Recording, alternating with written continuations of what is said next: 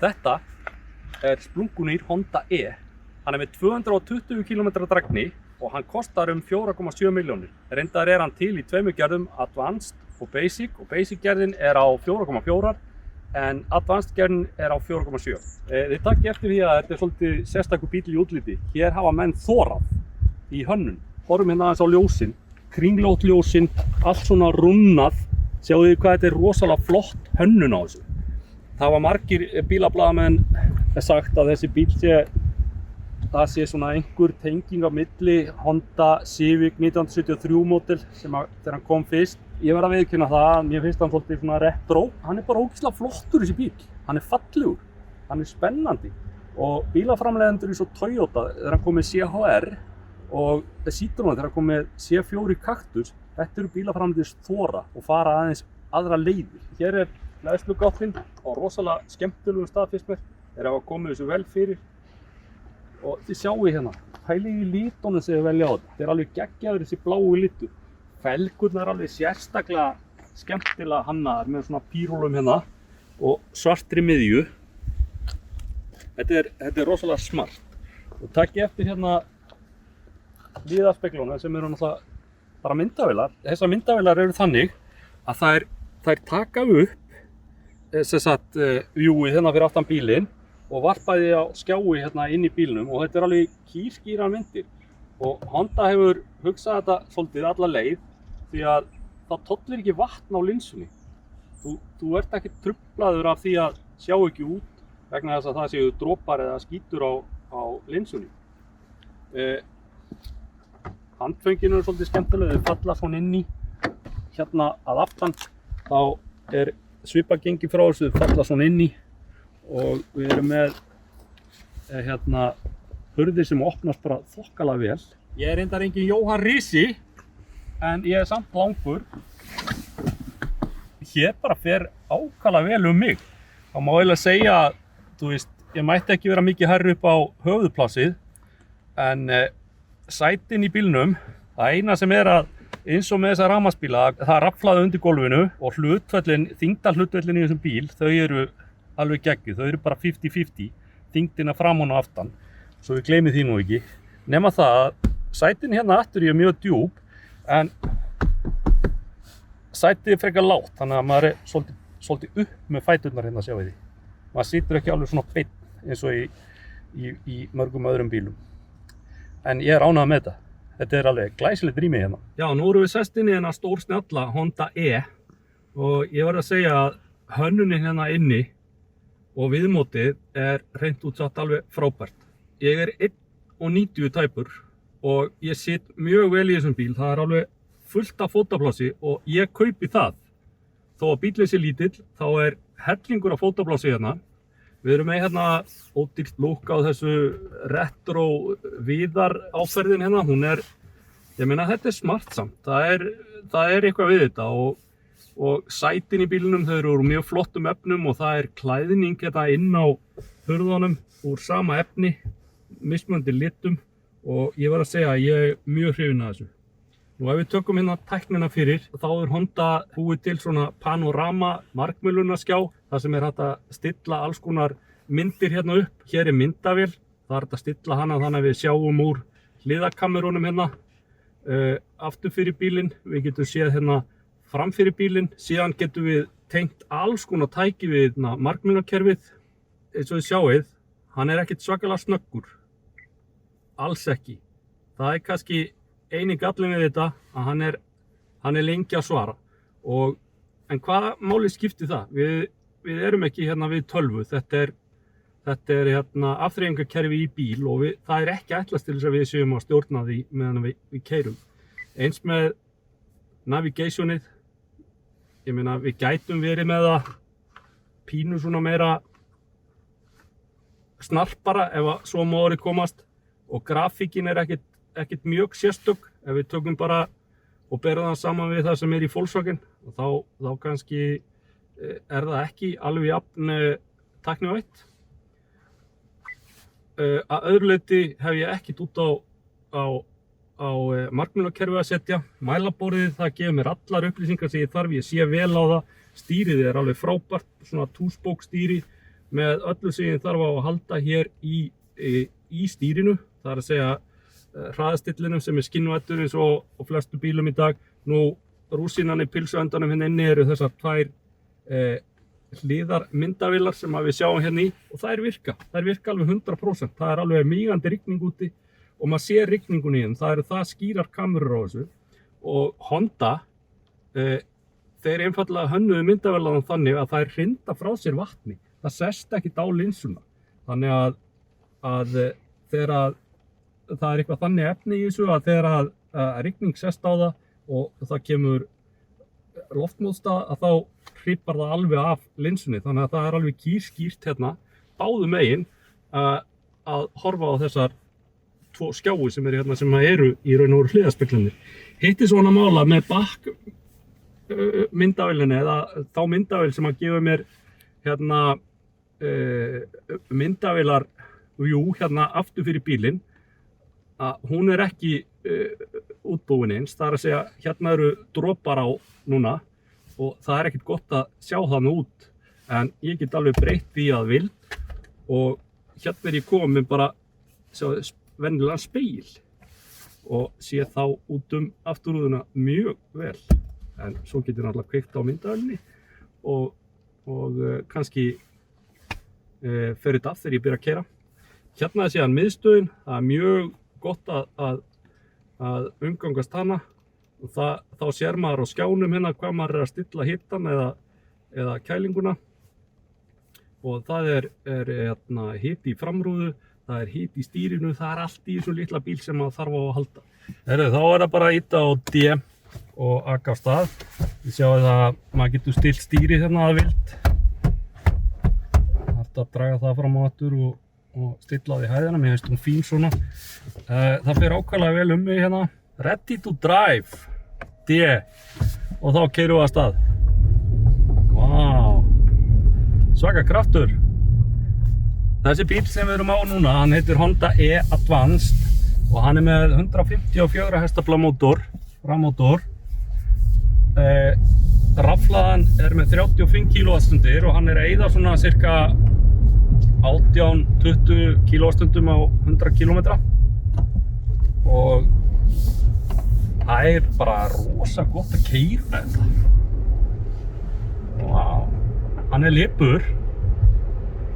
Ég geti bara hreinlega að hugsa mér að eiga eitt svona en hann er lítill og við erum náttúrulega ekki að fara til Akureyrar á þessum bíl en þetta er þetta ekki hannaður sem leigubíl, þetta er lítill borgarbíl sem að hendar mjög vel til dæmis fyrir fyrirtækjaeigendur og að nota í snatti hérna í bænum nú eða stóra fjölskyldur sem að nota þetta sem annan bíl og þá ætti nú ekki vera tiltökumál að sækja krakkana í tónstundir eða skella sér í ræktina eða fara til og frá vinnu og sinna innkaupunum fyrir heimilið.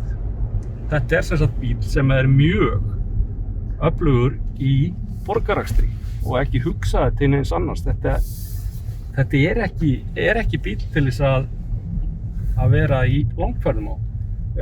Plássið í honum er alveg frábært. Það fer mjög vel hérna mig þennan langa einstakling hérna og nóg af plássi fyrir fæturnar. Það er líka fínt að sittast aftur, ég ætla sýningu þá eftir. En fyrst og fremst er bíllinn mjög þýður og þægilegur í akstri og fjöðrunin er bara alveg svo hún ætti að vera. Hún er hvorki of mjúk né of stíf. Hann leggst ekki í beygjurnar og stýrið á honum er afar næmt og þægilegt og það tekur alveg, þú veist, það svarar manni leið og maður kemur við það. Ég hef fundið á sumum rafmagnsbílum að það er ekki alltaf þannig. Þú snýr stýrinu aðeins og það er smá tíma sem að tölvan tekur að skynja það maður sé að snúa því. Ég verð að segja eins og er að ég er mjög glaður með aksturseiginleikana og vá! Tek beygjurnar alveg bara, þetta er frábært að sitja í þessu.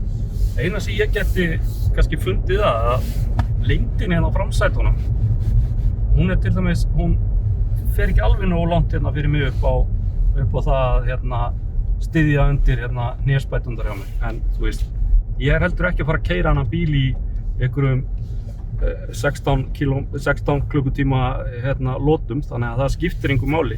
En ég ætla að sýna ykkur eitt hérna sem að mér finnst alveg geggjað. Að það er beygjuradíusinn. Sjáu þetta? Ertu ekki að djóka? Þetta er eins og þríhjól. Vá. Það ætti sko ekki vera erfitt að taka hann bíl og tróða honum inn í þröng stæði eða vera með hann í einhverju í svona þröngum hérna aðstæðum í borginni. Við tala nú ekki að leggja honum í stæði. Þú veist, það er ekkert mál að jugga þessu til í einhver þröng stæði. Það er HDMI-tengja hana sem þýðir það að við getum tengt síman okkur hérna við og horft á YouTube-vídeó eða þess vegna streymt dagskrá ef við erum með, já, til dæmis Chromecast eða eitthvað slíkt.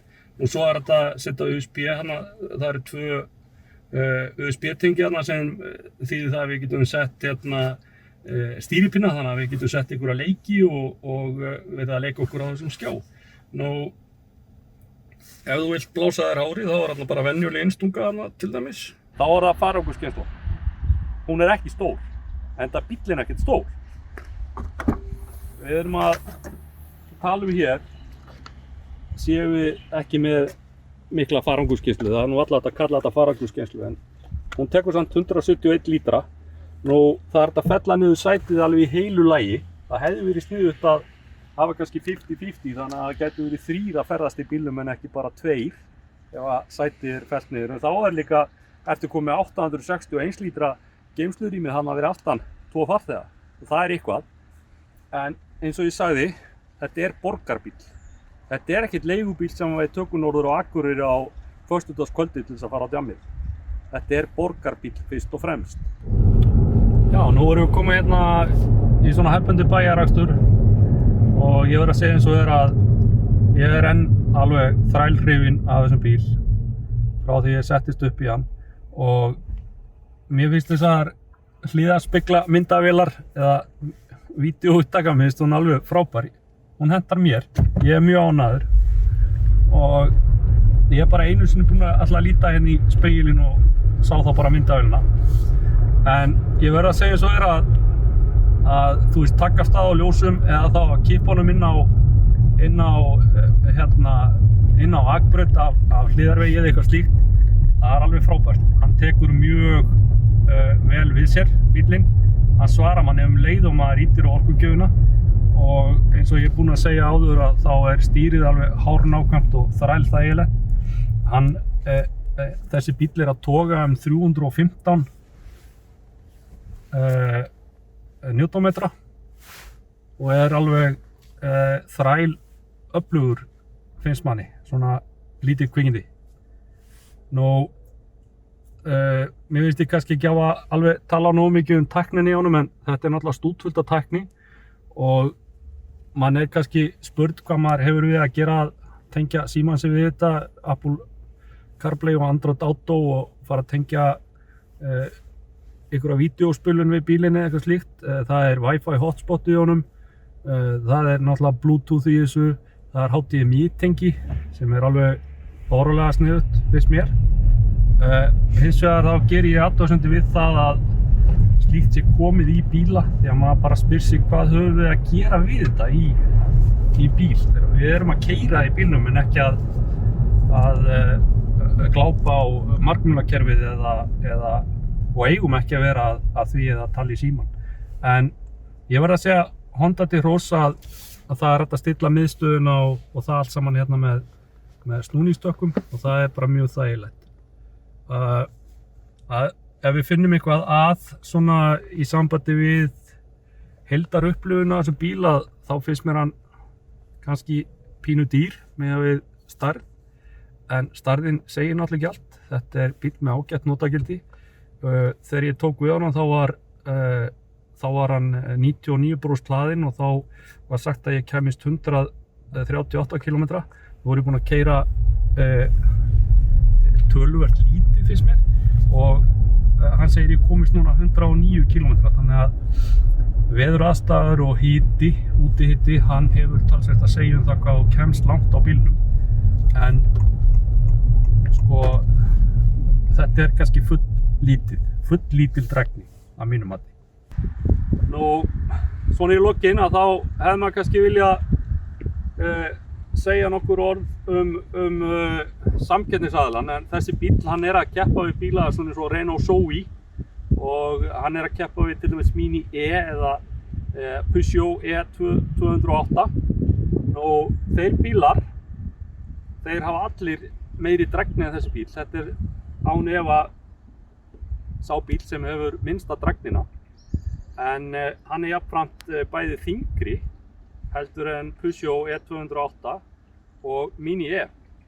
Þannig að það alltaf hægt að finna kosti og galla.